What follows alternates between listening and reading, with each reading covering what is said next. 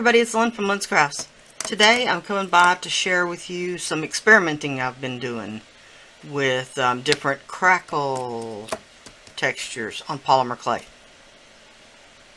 So I've got this Americana weathered wood,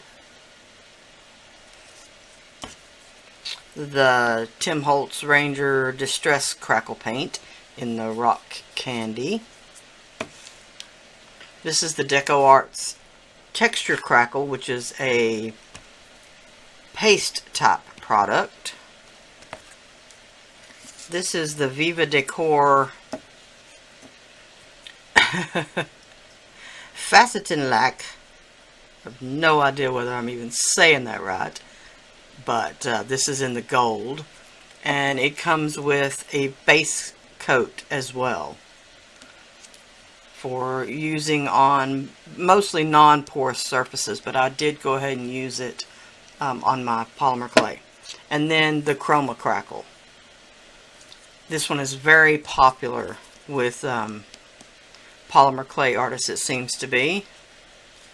And so I'm going to show you what I've done and tell you what I think about them all.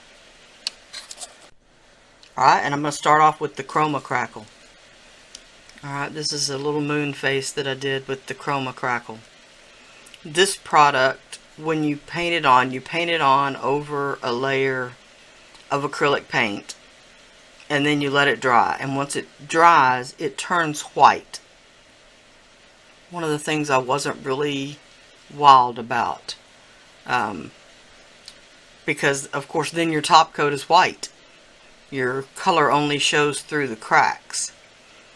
I did the Chroma Crackle over black, let it dry, and then I put a coat of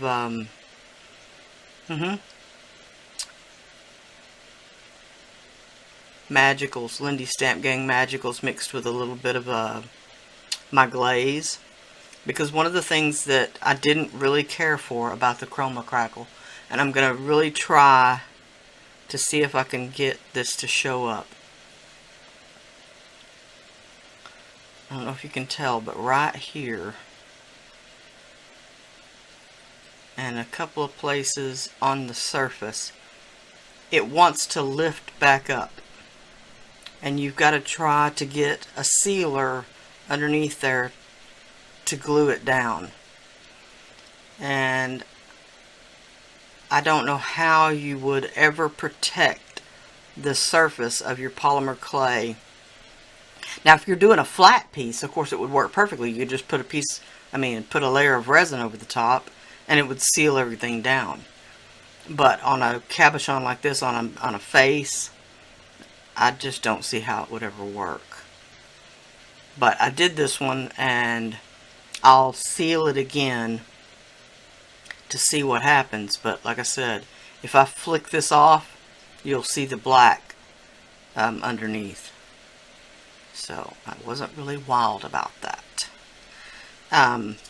This is I got this at Blick, and it is, you know, rather pricey. It was like $7 for this tube, which it is a big tube. But it's made for work on paper, wood, you know, stuff like that. So mostly on flat surfaces. Alright, this one is the Deco Arts Texture Crackle. This particular jar is pretty darn thick. So although I could see it doing its crackle job on a flat surface, on this polymer clay face,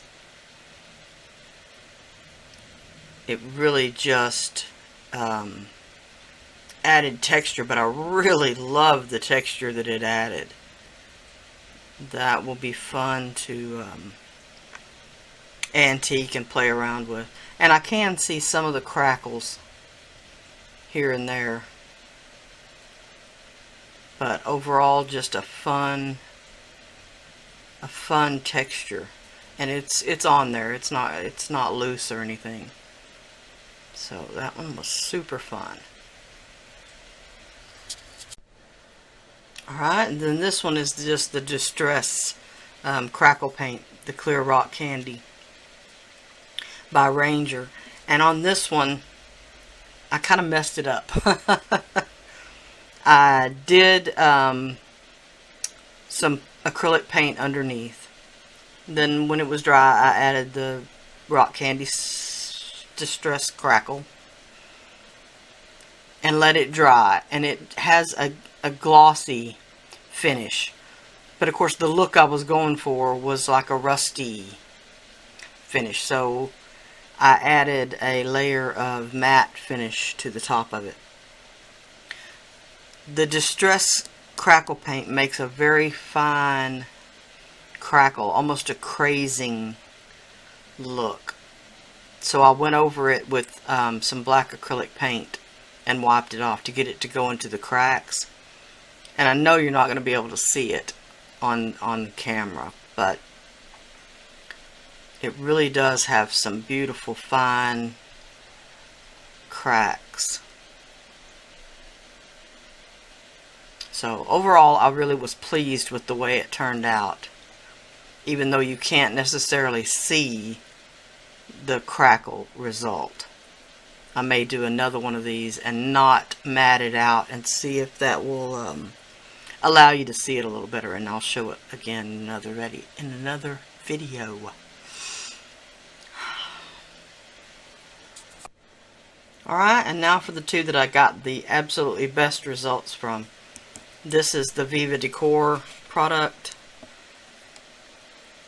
Again, I have no idea how to say that. Facetten Lack. The price tag is over a part of it. But on this one, I did paint the base coat on first, and then followed it with the crackle coat. And as you can see, it really did a nice job. But of course, I did this over a white base, so the crackles didn't stand out very much. I went over it with my Distress ink pad, believe it or not, just on a makeup sponge. Alright, and then if you go back and seal it, of course it will seal the Distress ink. I really like this one. My husband said it looked like snake scales to him. But this one also will, I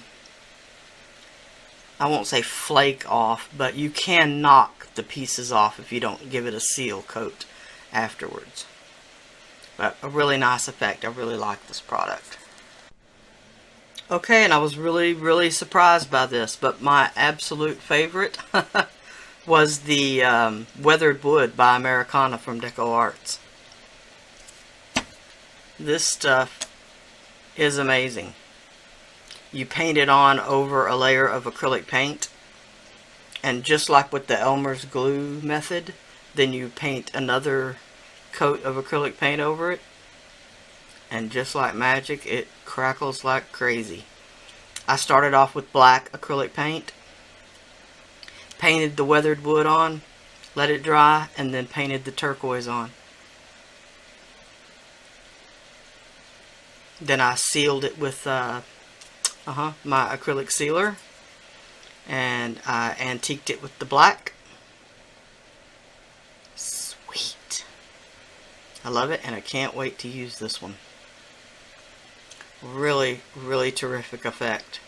It doesn't want to lift off. It's perfect. So this is just the Americana Weathered Wood, and like I said, it does work very similar to the Elmer's glue, which the same process. You paint on acrylic paint, paint on the Elmer's glue, allow it to dry, paint on another coat of acrylic paint in a contrasting color, and it will crackle just the same.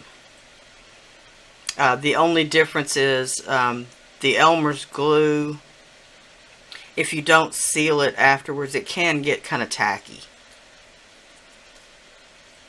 Alright, I've probably got some other crackle type glazes or finishes that I haven't come across yet. I did just reorganize my whole studio, so it's going to take me a while to find what I did with stuff. No, I really just arranged it where I've got stuff a little more conveniently placed for me. So this is the first of my this year's new product attempts. So stay tuned for more. I shall holler at y'all later. Bye now.